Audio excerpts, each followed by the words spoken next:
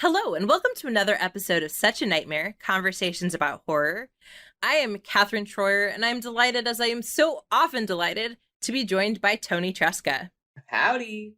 This is a podcast where the horrifically nerdy meets the terrifyingly academic, as we explore that fine line between the horrific and the horrible. Each episode looks at a specific horror text that is, for better or worse, giving us nightmares. And we are so excited to have you join us today for our discussion over 1997's Scream 2.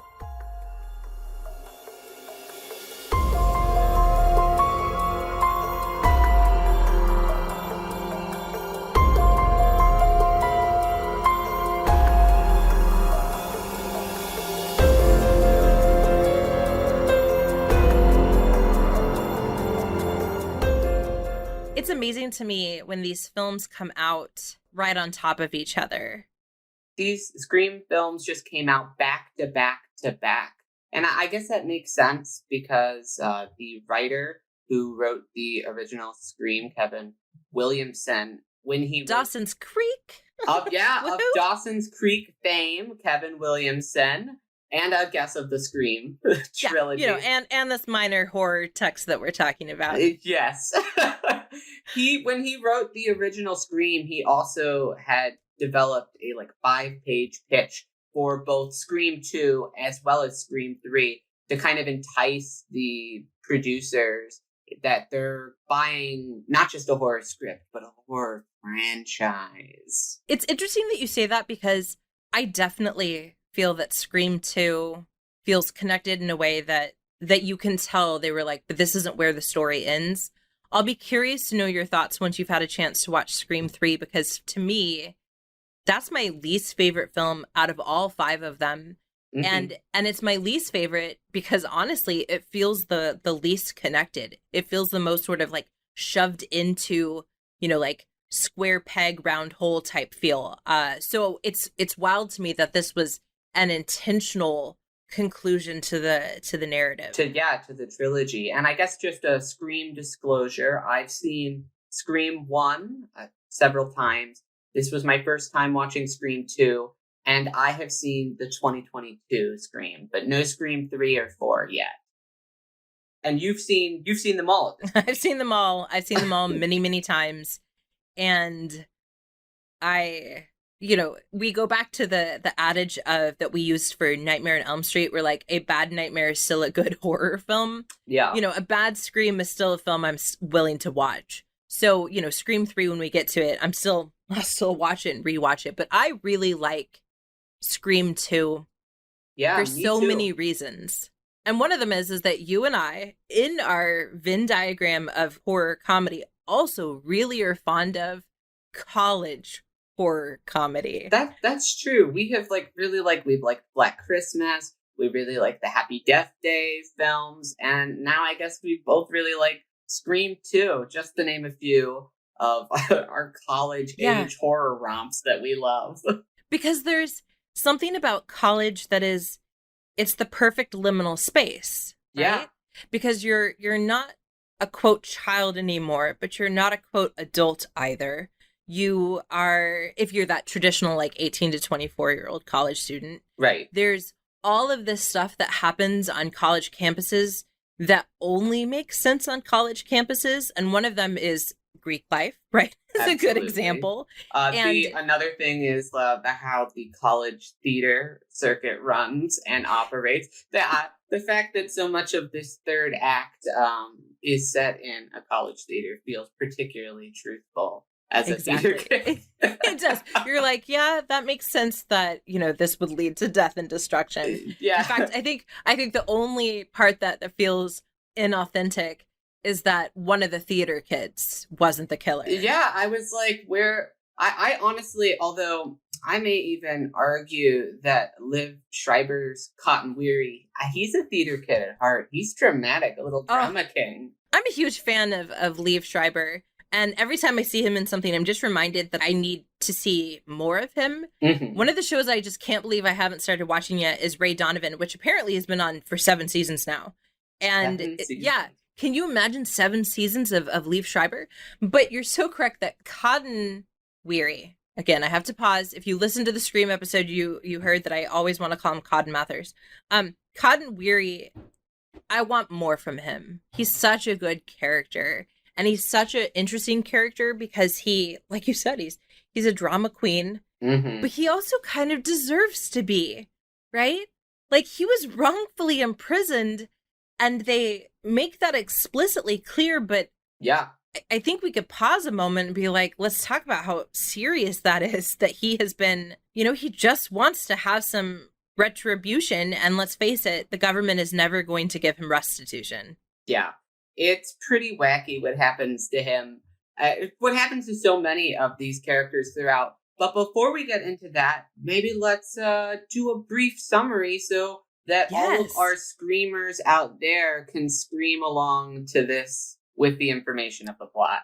And as always, remember that we will 100% be spoiling things. So if you don't know who our ghost-faced killer or killers is, you should pause it right now. Watch the movie, because Toni's going to be spoiling it for us. Yay! Yes, indeed. So this is set 2 years after the events that occurred in Woodsboro. We now find that Sidney is attending Windsor College in Cincinnati, and there appears to be Gale Weathers is doing very well, having made a best-selling book about Sidney's life and adapted into a major motion picture called Stab. Sound familiar to any horror franchise that we might be actively watching? No? Just me? Okay, so then Stab comes out. There are some killings that happen. Ghostface is back. It looks like we've got a copycat killer on the hands here, except this copycat killer is not in high school. They're in college. Scream 2, College Edition. Here we go. Yay.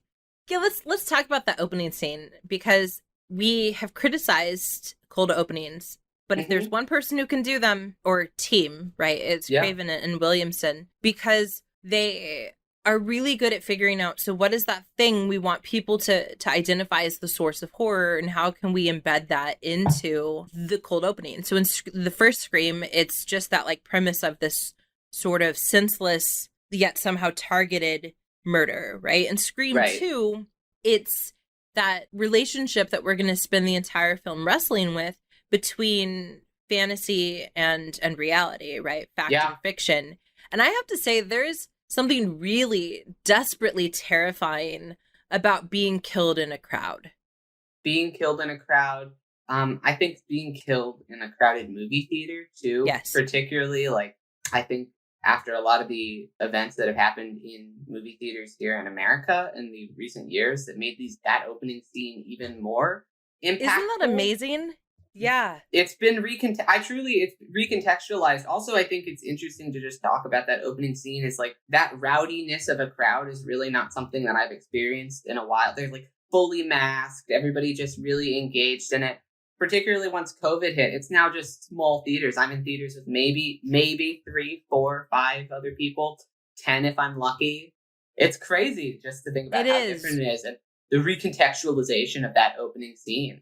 And there's two cultural moments that you've referenced in there that offers us that recontextualization. So there's the pandemic, and then there are the shootings that happened, particularly with the Batman movies in Colorado, right? That have made it so that wearing costumes and things like that, having fake weapons is no longer an option. And so for multiple reasons, right, we will never be again in a position like that.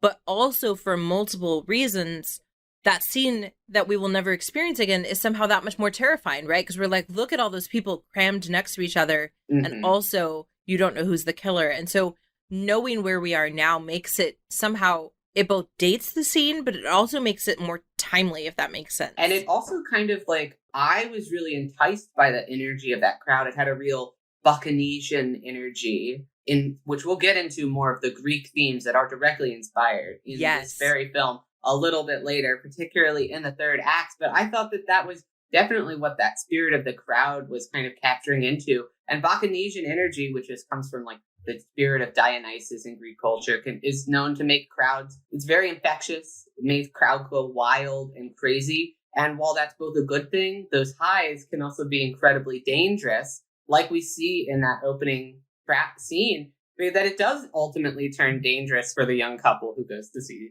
Stab. Exactly. And even though it's dangerous for those two because they're killed by a killer, there is this sort of commentary being offered to us, as only Craven can do, about at what point does that mania become unhealthy, even if you're not killing. Because so much of this film is again asking us to think about what is our role and obligation as consumers of horror in particular. And I think the classroom scenes, right? Yeah. Which we can talk about that in a second. But the classroom scenes are a good example of them sort of asking us to wrestle with our culpability. Not to mention the fact that, you know, our second killer, the friend, he's wanting Mickey. to, right? Mickey, right? He's wanting to make a film. He's wanting to make a sequel. He's the one that I always forget. I always remember that it's Billy's mom is one of the killers, but I often forget that Mickey's the second one, in part because of something you said earlier, which is that he just looks so creepy. I'm just like, he can't be him. He's way too obvious. But then, of course, it ends up being him every time. Before the podcast, we were talking about like whether or not you had asked me if I had figured out who the killers were before. And I had not guessed that it was Laurie Metcalf's Debbie Salt or Miss Loomis was the killer. I had not guessed that one. But I had definitely guessed that Mickey was, because I was just like, he's so creepy. And I could not imagine that they would do the boyfriend twice in a row. Yeah.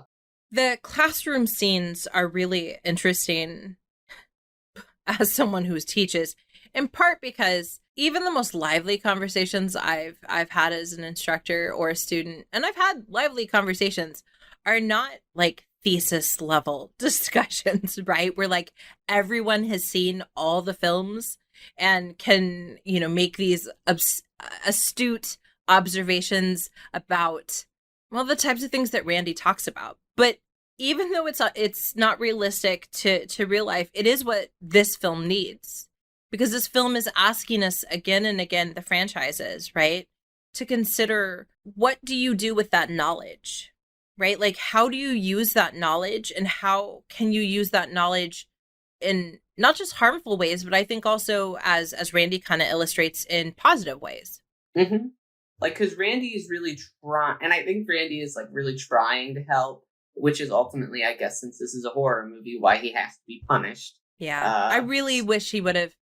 He's one of my favorite characters. His death was amazing, I really wish that he was in 3. I agree. I was so sad. I did not, well, I guess I kind of knew Randy was going to die eventually, but I didn't want it to be in this one because I was like, we need his iconic bits. I'm like, is that maybe that's why Scream 3 doesn't work as well? That's my prediction. No Randy to make it all cohese together. Because that's what he does. He comes in and it's basically just like Wes Craven sitting down and being like, all right, so here's the things that don't normally work about a horror movie. And so then this is what I'm not going to do. Laying it out. And then you get to see what he does do instead. And that's always so much fun. It is. And it adds a really delightful element to that meta commentary, which leads me, so normally we have scholarship, but as you've probably guessed from our other franchise experiences, by the time you get to the second and third films in a franchise, usually there's a lot less written, right? There's a lot written about that first text. There's a lot written about like the ones that come way later, right? Like, so Scream 4 has a lot. Scream 5 doesn't have anything yet because it just came out, but it will have its own stuff. But 2 and 3 just kind of get lumped into trilogy stuff. And most of the trilogy stuff is really talking about the meta-narrative aspects and also the issues of motherhood, right? And because there's so much about moms and sons and particularly the first 3 films that definitely deserves further examination. And it's interesting that in a film that is supposed to be about those college years where you're claiming yourself as an adult and sort of setting yourself free from childhood, that Mrs. Loomis comes on, right? And she's like, no, you don't get to be an adult, because once you're a child of someone, you're always that person's child. Even if they're a killer, even if they're, 60 years old, they're still, your baby. And that's a really interesting layer to add to Scream 2. Yeah, rest in peace, Freud. You would have loved Scream 2. Oh my gosh. And Scream 1, right? Because there's that line where Sidney's like, ew, like, because he's like, my mommy left me. And, but yeah, Scream 2 really makes explicit, just in case you missed it, those Freudian levels.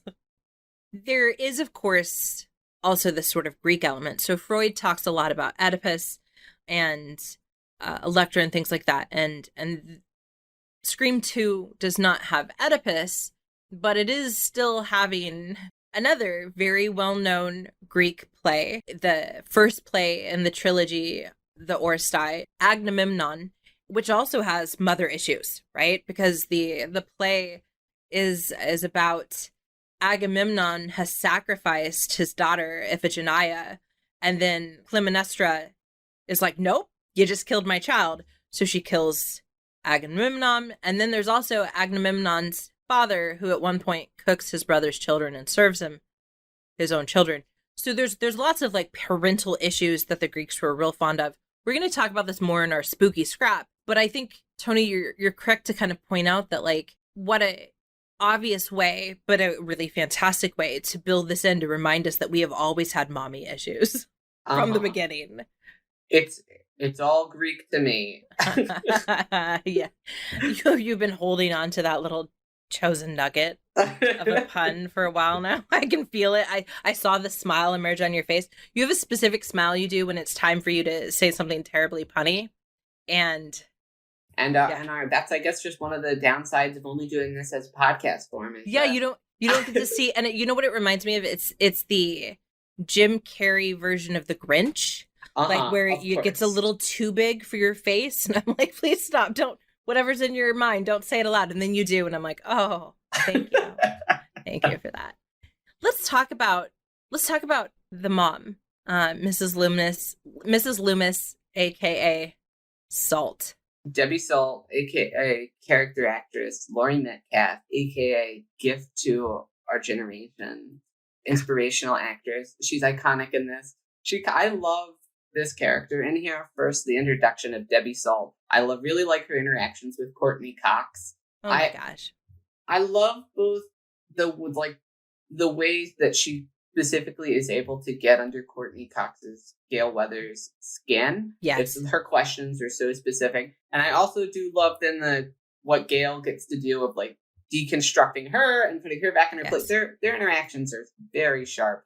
And so several of the other women that Gale Weathers butts heads with in 3, 4, and 5 are characters that she's butting heads with in large part because of her perception of their relationship with Dewey, right?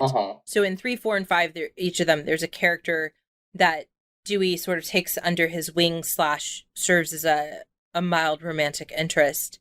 And so in those ones, Gale is like, stay away from him. He's mine. Even if I'm not with him, he's mine. But what I like about Debbie Salt is that she gets under Gale's professional skin, right? But for doing everything that Gale does. And so there's this character foil. It is. And it's funny because it's real easy to be like, really? You're getting the scoop for your local newspaper? But we assume that's how Gale got started. So there's this kind of fascinating element there in that, like, I find Debbie Salt also really annoying because you're supposed to, but she's not really that different from Gale Weathers. So does that mean I'm supposed to find Gale? Right? Like, and it kind of raises some really interesting questions, like you said, serving as this foil. So she's great. And then I really love her as the killer. It makes a lot of sense. I feel her motivations are pretty clear in a timeless way, like we were just alluding to. And I think that Laurie Metcalf does such a good job with all of those, like her monologues that she's given, as well as just like when she's running around through the set in the third act, just trying to find Sidney. And Sidney's dropping bags on her, lights, all these crazy flashing things. And it's great. She's great. It is. She's great, and that scene's great because theater scenes are just inevitably going to be full of drama, literal and figurative, and so it works so nicely. But I think what I find so interesting about that character is that in the original Scream, we don't hopefully feel like Billy and Stu are okay or given permission to do what they do, right? Like, you should read those characters as being in the wrong and entitled, and nothing about the like, my mom and dad got divorced, so I had to kill your mom and I'm gonna kill you. Nothing about that should make sense to you. But there is an element, and I'm not justifying the murder part, but there is an element where it makes more sense that Mrs. Loomis would blame her son's literal killer, which is Sidney, and that, you know, especially if she hasn't been around her son, so she didn't see, you know, what an obnoxious little jerk he was, that she would be like, this is my baby, right? And he's always under my protection. And I guess it also brings up like this question of like it really points out this vigilante justice that is kind of really, that's popular throughout horror, particularly like the slasher genre. And it's asking the question of like, what happens to the people you leave behind? Yes. Even the killers, like the killer leaves people behind too, unless they're just totally isolated. And in this case, he wasn't.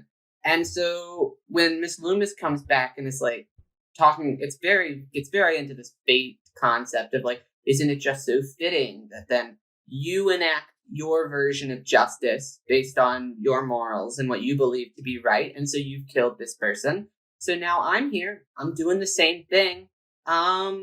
What's the difference? And there's also tied into that element of vigilante justice is this gendered element of motherhood. Mm-hmm. So one of the things that comes up a lot in horror are presentations of what's known as the monstrous mother or the monstrous mother figure. And, you know, we've talked about this. We talked about it actually at length in our episode on the Babadook because that film is about motherhood. That's what it's about. Yeah. And that's what a lot of the scholarship was about too. But what's interesting about motherhood and the sort of monstrous motherhood concept is that women are in this sort of catch-22 in terms of if they are not maternal, then something must be wrong with them, right? Like, why don't you want to take small little children under your wings and nurture them and love them and devote your life to them? But when you do too much of that, right, when you do it in excess, it's also monstrous, right? When you are too maternal or don't let your children go or devote too much of yourself. And so this film manages in a really sophisticated way, in a character that is not one of our primary characters, even if, because they're not one of the core survivors, even if they're a big character, to give us both of those things, right? Is Mrs. Loomis, is she a monster because she left her family and caused her son, quote, caused her son to have to kill some people? Or is she a monster because she's clinging too tightly to her image as mother and not letting her son and killer go in, you know, now that he's gone? And the film makes us have her be a monster in both situations, which makes us ask ourselves, are we perhaps being a bit unfair in how we're crafting what it means to be a woman and to be the villain or the monster or, you know, whatever word you want to use there? Yeah. And so I think that's a really fascinating thing to explore, and they don't really give any clear answers, which is so typical of Wes Craven. It is. Why the only stories worth telling are the ones you can't answer. And so he doesn't give us any satisfying answer there. And then with Mickey, his motivation is like, I guess, a little bit more of, I guess, that typical secondary character in Scream. I guess it's like that established thing of like, they just do it because of the movies. Yes. They love that movie violence, and so now they're a real bad guy. And it is funny. I think there should have been two killers. I don't know if I would have chosen Mickey because it felt a little, like you said, it felt a little bit too much like what was happening in Scream. But I did really appreciate the, you know, Debbie's like clear statement of just exhaustion, right? Of working with like a 19 or 20-year-old guy and just being like, whatever, he served his purpose. And then, you know, she just shoots him because she's like, I can't do this anymore. And that That was It's hysterical. it's so also clear. It's just she has so much control. She is the one who's gone through this recruitment process. She went on the message board. Yes. She found this guy out. She told him exactly what to do, and yet then he still is like parading around as if he is this mastermind. Yes. And then it is very satisfying to watch. It is, and it to also, watch Miss Loomis take him out. It's also another instance of like this maternal and son sort of role, right? Because she kind of takes him under her murderous wing, but then he becomes his own creature, a monster. And so something that Craven and Williamson, because, you know, Dawson's Creek, gosh darn it, you don't have to like Dawson's Creek. You probably, Toni, wouldn't appreciate it because you really had to be like a teen in those moments. But it will always hold a special place in my heart. But Williamson is just as meta as Craven, right? The whole premise of Dawson's Creek is that Dawson, who bears an awful lot of similarities to Kevin Williamson, wants to be a filmmaker and spends most of the series making films that are about his life, so that we're watching a film of the life of the right. Yeah, that's meta. That's yeah, it's so meta. The only way that Dawson is different is that Kevin Williamson, I believe, if I read this correctly, is gay, and he had to build that in through other characters, right? Because and then in the early 2000s, you weren't going to have a primary lead gay character, but all of that is to say that there's so much about this film that is asking us to consider, like, at what point does something cease to be the property of the creator and start to become the property of the fans or of, you know, the entity itself. And I think Craven wrestled with this a lot because, you know, he was like, please, why is Freddy's Dead a film? Why is this happening? And then he was just like, let's pretend it didn't happen. Let's just take it out. Yeah. And in this film, we get that from Stab onward, right? Like, does Sidney's life belong to her anymore? Because it's now a movie. It's now a franchise. And if it does belong to her, does it also belong to her, like the people, like you said, who she's left in her wake of chaos? And that's a really interesting question.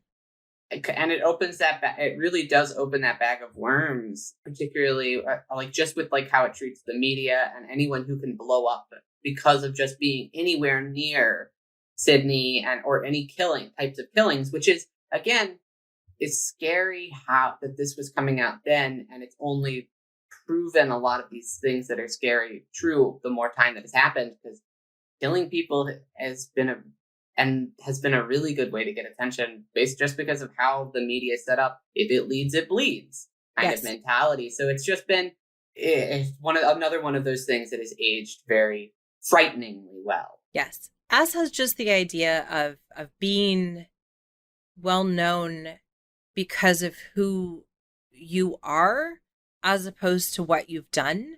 Right? Yeah. I mean, this is 97. We haven't even gotten into a world with the Kardashians or social media influencers or all of these people that are famous for being themselves. And yet this film is giving us a pretty clear indication of why that might not be ultimately the best way to experience life. And that theme is only going to get more relevant as the films increase, because as the films continue, we move into, right? The eras of these people. And even early on, it's developing on this idea that he kind of has already done in New Nightmare, is this way that the media and the public specifically treats female celebrities, and the specific like ways in which that is just a very toxic relationship, and that it's always looking for somebody to kind of cut you down. People love you because they hate you, and hate you because they love you, kind of thing. And I like that. I really like the scene in this where she's like has the phone and with the guy who is prank calling her using the ghost face thing. Yes. And then she's given that moment to like kind of clap back and cut him down, knock him down, remind him, hey, you're just a human too. I don't know why you're doing this to me. I thought it was really good, really nice, clever moment in there. I think undoubtedly one of the best parts about the franchise and what makes the subsequent films so successful, including Scream 2, is precisely that we get to see the wear and tear of being the final girl and being in the final girl's sort of circle. because Sidney she starts this film broken.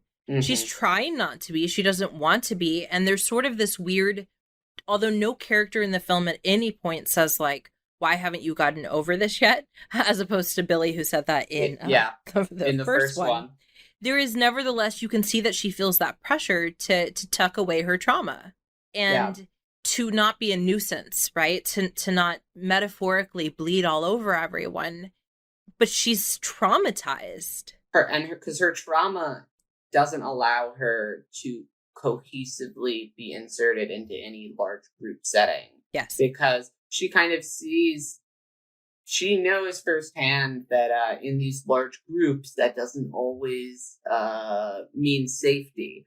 And so she's not easily coherent. She's not dropping her boundaries. She's not allowing that. And instead, she's taken the another path, which that's that isolation, isolate path. And that's scary. Yeah. It is scary. But so common. And so against a narrative that we reinforce, which is that once you get to college, you get to reinvent yourself, right? You get to be this like new creature. And that is such an American conceit, this idea that, you know, you can just constantly reinvent yourself. It's not that you can't, but you are going to carry with you the scars and experiences, better and worse, of where you've been before, and you should, right? If you don't, then you've made a mistake, right? Right. But this film is really struggling with that. Ultimately, again, one of the things that I do really like about where this film is, and this idea around that, is Sidney is also not right for isolating herself and cutting her off. She only is able to come, like, she's helped out by other people close in her life, eventually, that she will kind of let in later on down the film. And while she may have to carry out the final moments on her own, she does get that strength of, like, at least Dewey and Gale back on her side. And weirdly enough, also in some kind of twisted way, also Cotton. Right. In like that weird, twisted, messed up, disturbing way. His, like, insistence, that scene in that third act where he's like, okay, I don't want to shoot you. I really don't. But would that be best for me? That sort of internal struggle he's having was really good, because he's not a good character. He's not a good guy. Not really. And the film makes it clear that just because you were wrongfully imprisoned doesn't mean you're a saint. It doesn't mean you're bad either. And there's this really interesting struggle, but you're so correct that Sidney has to rely on people.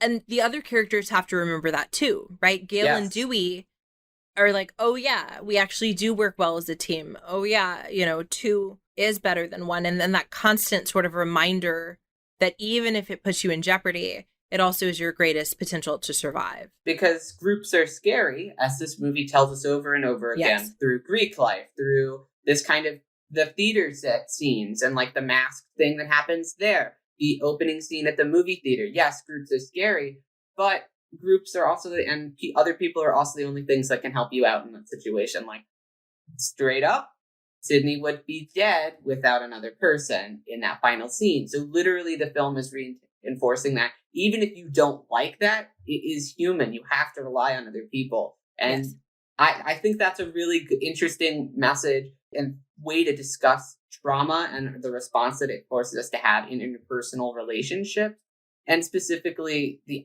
isolationistic tendencies that come from trauma, and how, it is a very justified reaction, but also it's only going to isolate you.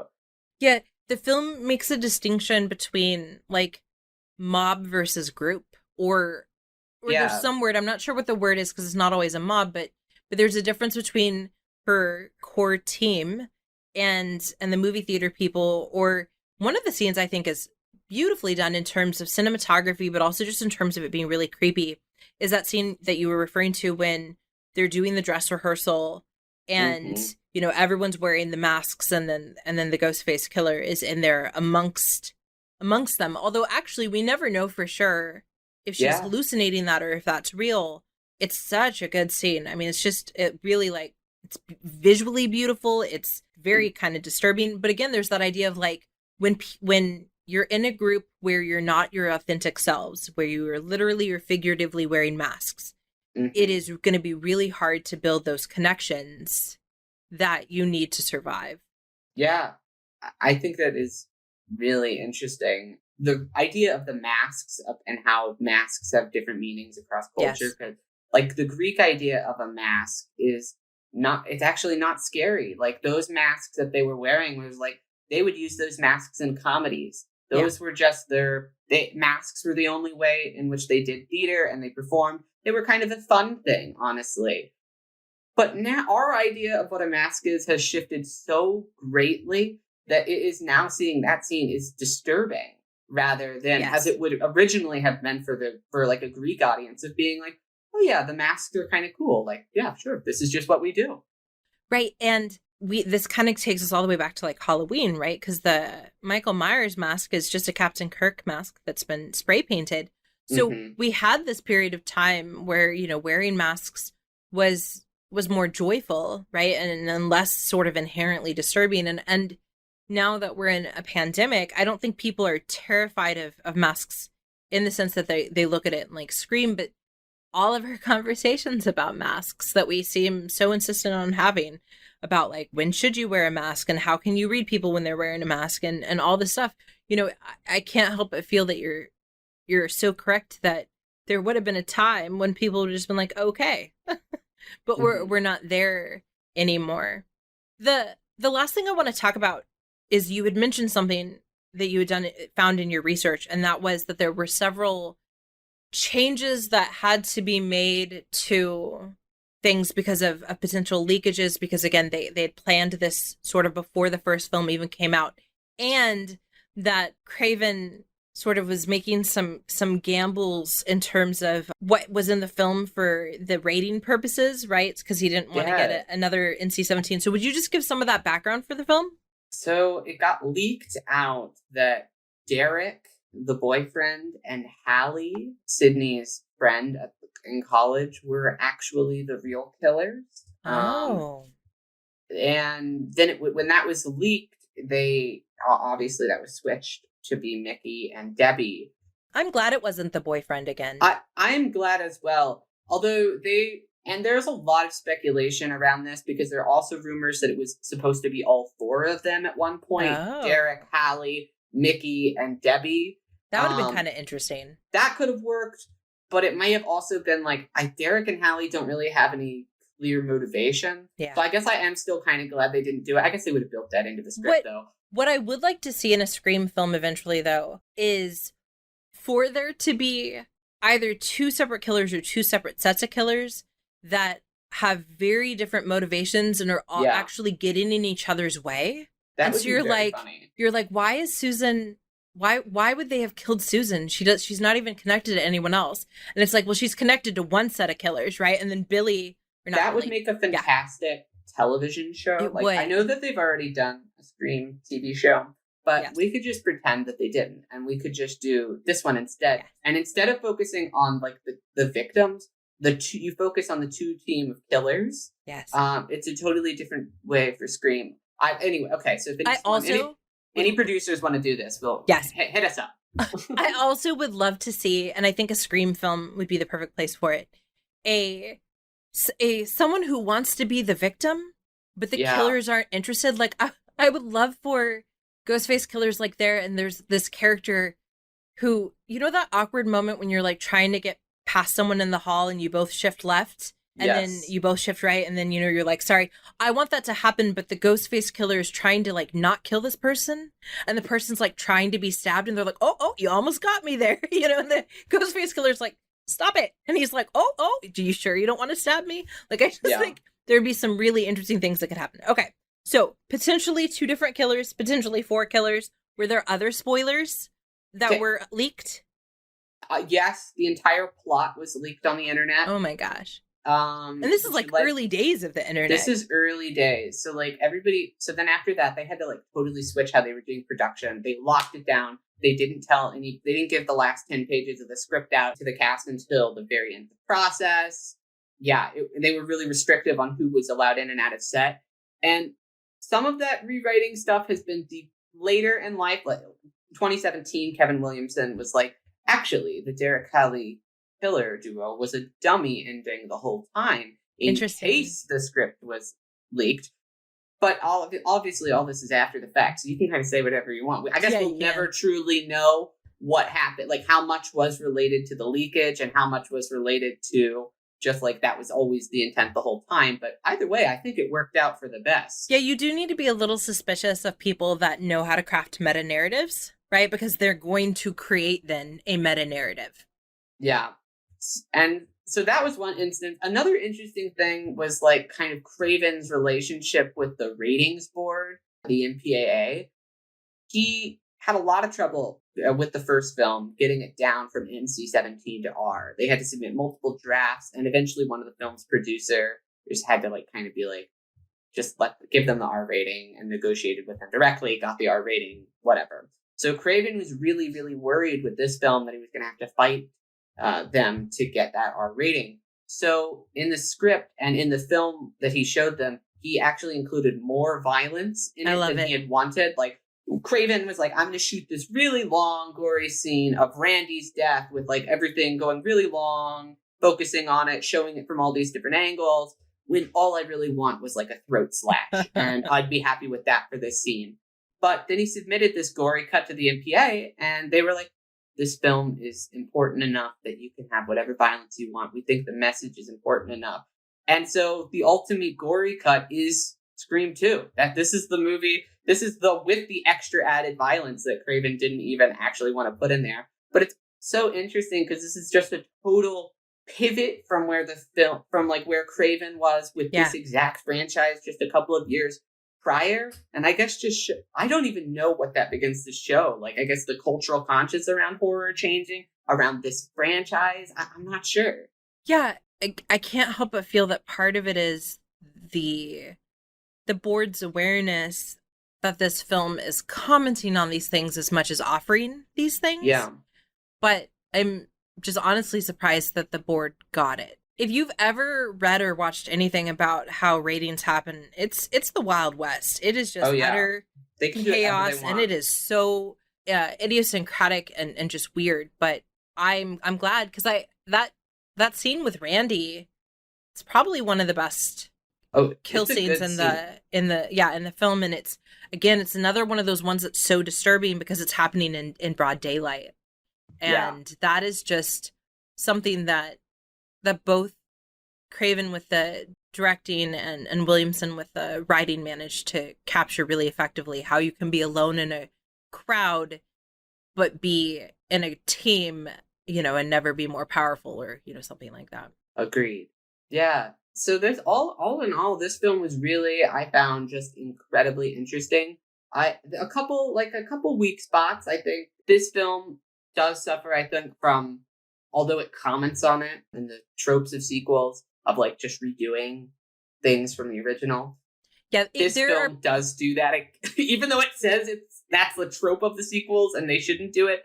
That is one of the things it does do. There are repeated scenes. There are a few moments that I think could have been stronger as a stand on its own sort of thing. This is certainly not the 150 out of 100 that is Scream, but you're correct that it manages to serve as a really powerful sequel. Maybe not a good film in its own right, but certainly as a sequel. Yeah, it's very interesting. And I also like a lot of the elements that this film brings up in regard, particularly in the opening sequence, about race in horror.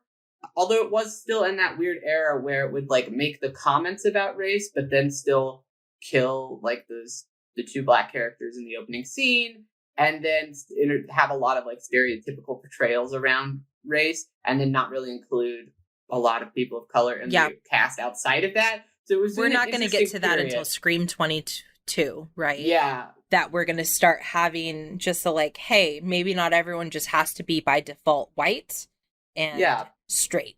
And it's interesting. So like it's clearly, this is 1997 when Scream 2 is coming out. Just thinking about I wasn't even around. I was not around then, and just thinking about like how much the times have changed, even when in just my lifetime. I'm like, I understand times have come a long way, but it's still interesting to have that textual awareness, like in the script, that there is problems in how people of color, particularly Black people in American horror, are commonly portrayed and treated in horror, pop society, larger, all of these things. but then still also to repeat those flaws in your own film when you have that opportunity in the platform. Yeah, both Craven and Williamson are real trailblazers in so many respects, but I think the important thing to remember is that rarely can someone be a trailblazer in every respect. Yeah. And that's not great, right? Because when you're picking and choosing your battles, that means important battles are not being fought in that moment. But there is sort of this clear, like, hey, here's another thing. Could someone else pick this up so that we can go back to that? And I think that's an important part of the entire Scream franchise, is that you should watch these films as horror fans, but also as people that want to create horror. You should watch these films and instantly be like, hey, I have an idea, right? Yeah. That's what should happen. And I think that this film is like even a really good example of like using the limited impact that it does have, because those couple opening scenes that it has are some of the film's strongest scenes, like that does feature and is making direct, explicit commentary on people of color and Black people's portrayal in horror. I think those are some of the strongest scenes. So I'm really glad that they were included. And particularly in 1997, I'm really glad that they were doing some of this stuff. And interesting to see the development and how far we've come, even from that time, just now in terms of Black horror and the types of horror stories that were being made now.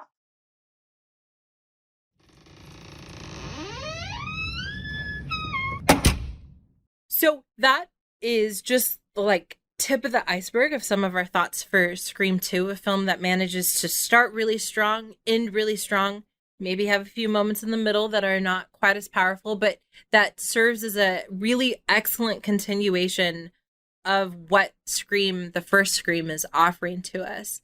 Toni, as people move on after having listened to this episode, what would we like them to do? Well, you can check out all of our social medias, follow us and connect with us on there. We'd love to hear from you. What did you think of Scream 2, the Scream franchise?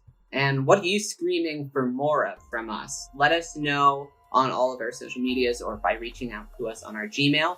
Also, wherever you listen to your podcasts from, if you could just mosey on over there and maybe give us a quick rating over there, that would help us reach more people and build up our horror community.